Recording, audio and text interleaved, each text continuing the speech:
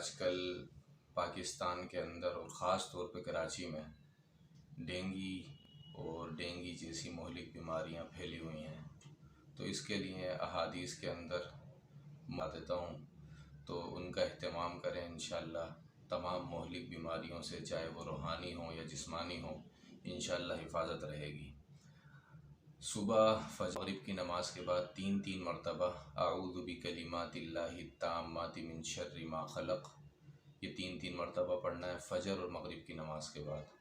اور دوسرے نمبر پہ بسم اللہ الذی لا یضر مع اسمہ شیء فی الارض ولا فی السماء وهو السمیع العلیم، یہ دعا ایک مرتبہ پڑھنی ہے فجر اور مغرب کی نماز کے بعد۔